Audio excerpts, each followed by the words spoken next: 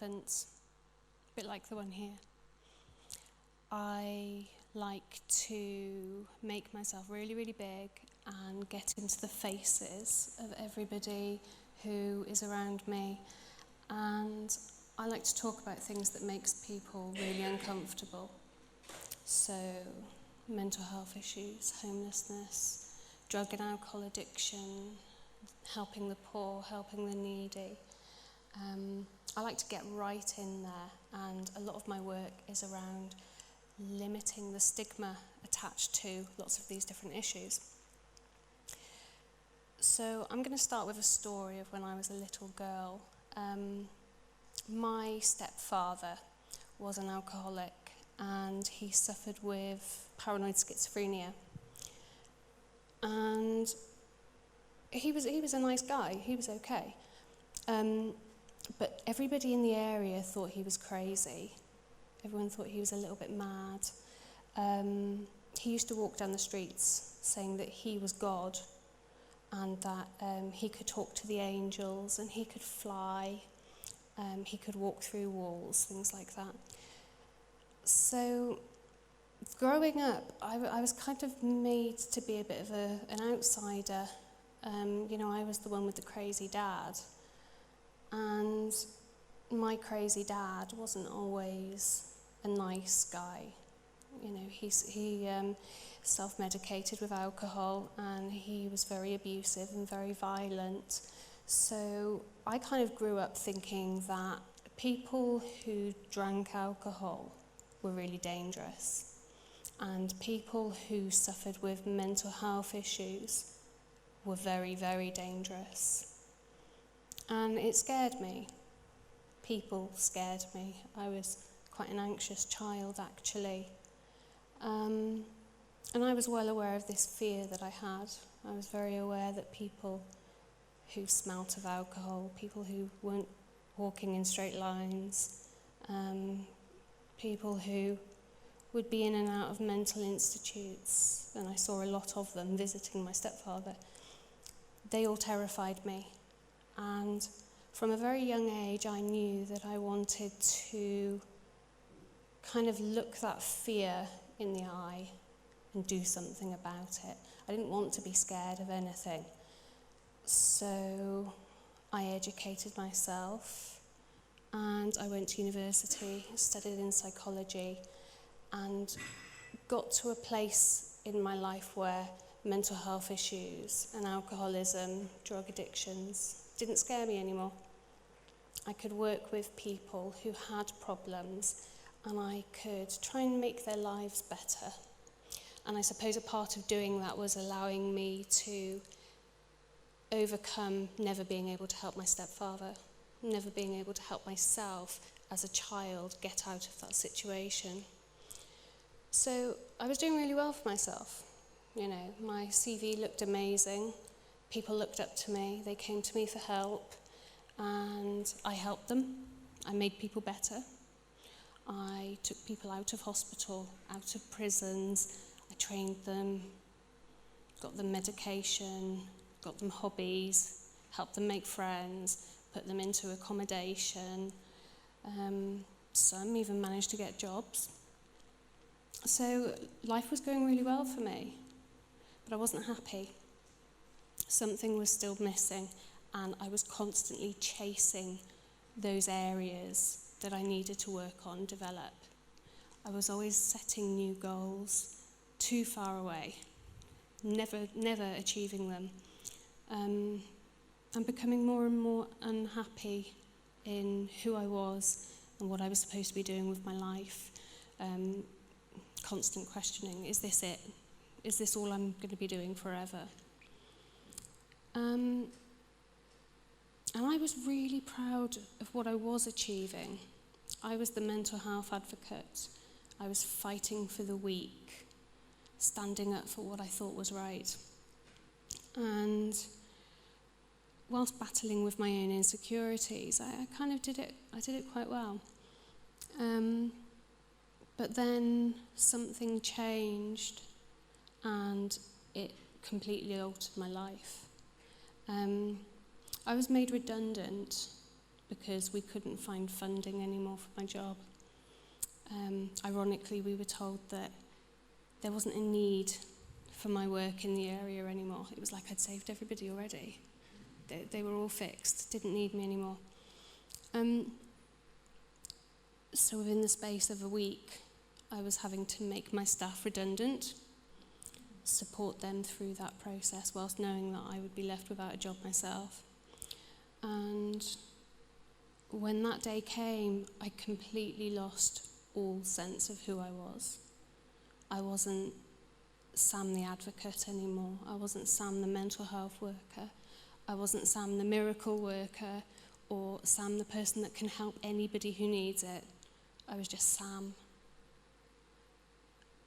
And my days were tidying the house, cooking for my other half, playing with a cat, looking for work, becoming more and more depressed with the situation I found myself in, and really not knowing how to get out, going to job interviews and being told that I wasn't good enough, I wasn't experienced enough, I wasn't qualified enough, I wasn't educated enough, I wasn't smart enough, I wasn't serious enough.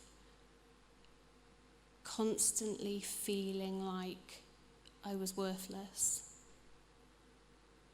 And it was never going to end. I couldn't provide for myself. I ended up having to receive pocket money from my other half so that I could pay my bills. And it all accumulated into me feeling very, very sorry for myself. And I turned to wine. A bottle of wine every now and again solves the trick. But the problem is, when I drank wine, I became so abusive.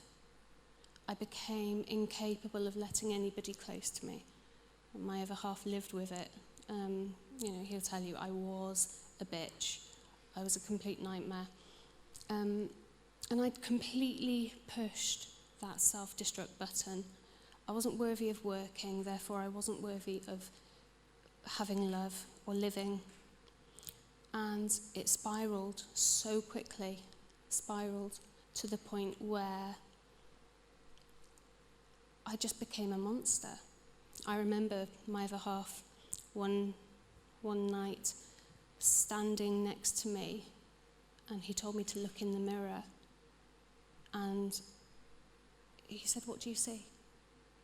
What do you see right now?" And I looked, and I didn't recognize myself. I didn't know who I was. The very next day, I took myself to the doctor, and I explained that, I used to be very busy and now I'm not. I used to have a really good job and now I don't. And, it's stressing me out. And then I broke down, and that appointment probably lasted about 45 minutes of just me pouring everything out. And I'd been told that I'd suffered a nervous breakdown and that she needed to diagnose me as somebody suffering with clinical depression. And of course, that was it was a huge relief for me. I know what's wrong with me now. It all makes sense. But I was so angry because I thought, I'm the bloody professional. How could I not have seen that coming?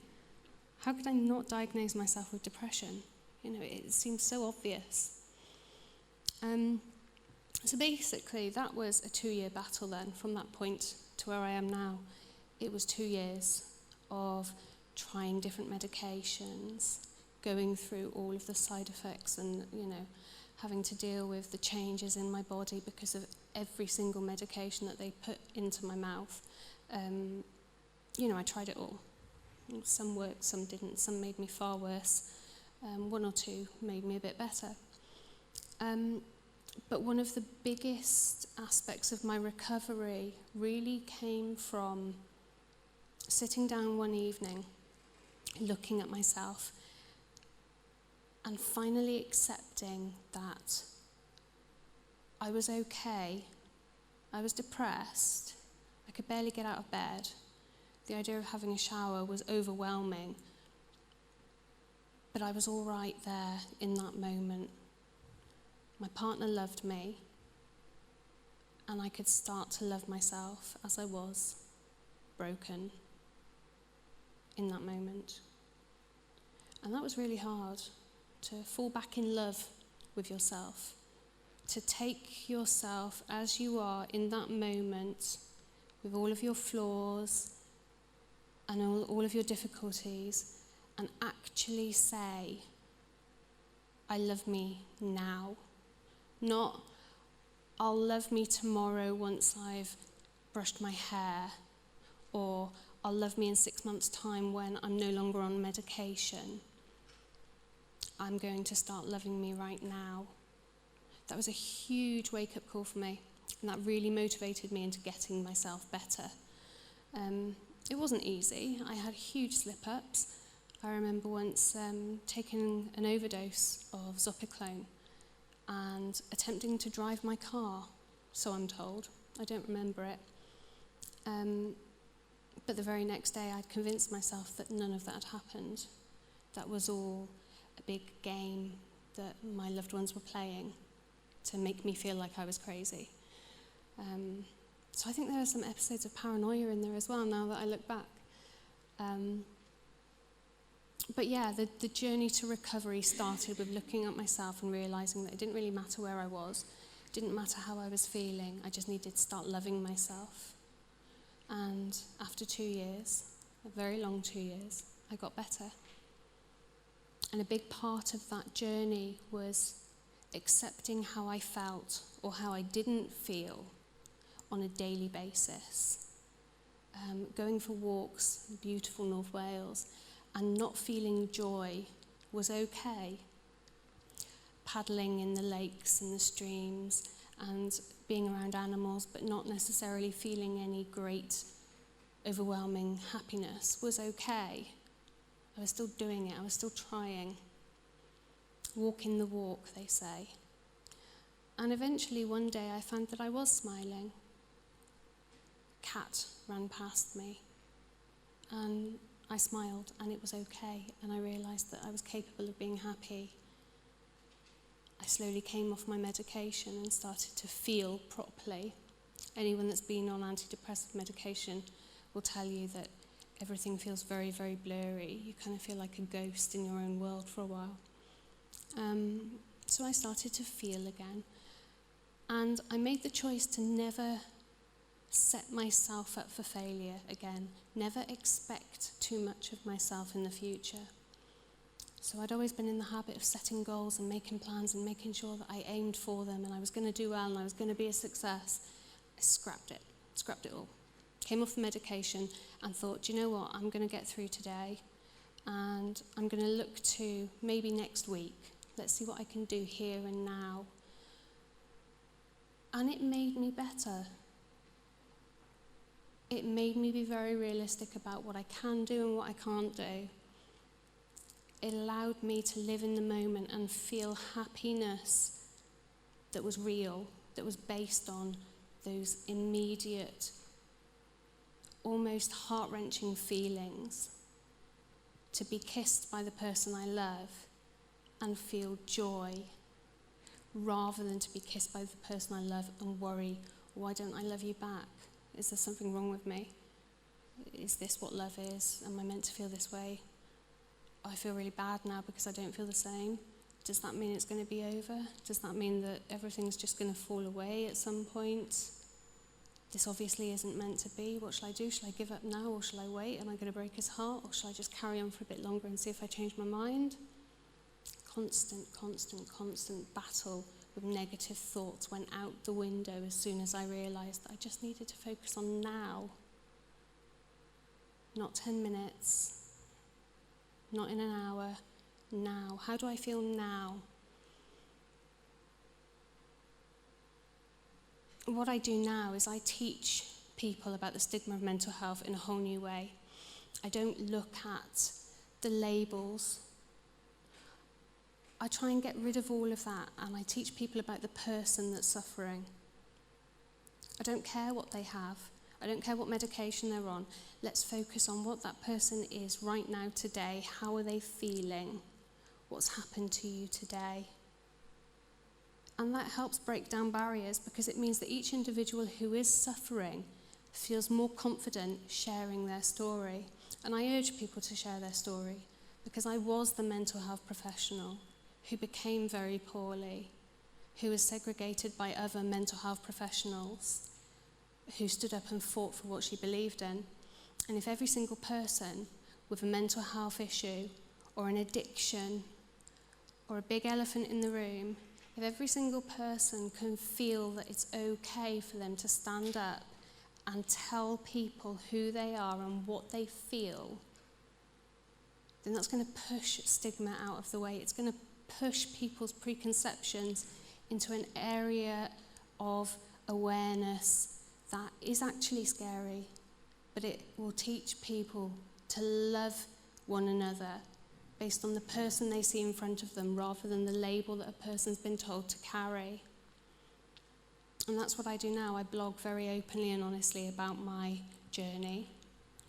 It's hard to get it all into 15 minutes.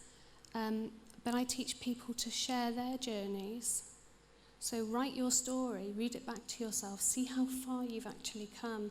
Because sometimes when we're too focused on the future, we lose track of not only where we are, but where we've come from. So be your own blogger. Start writing your life story and share it with people. Thank you.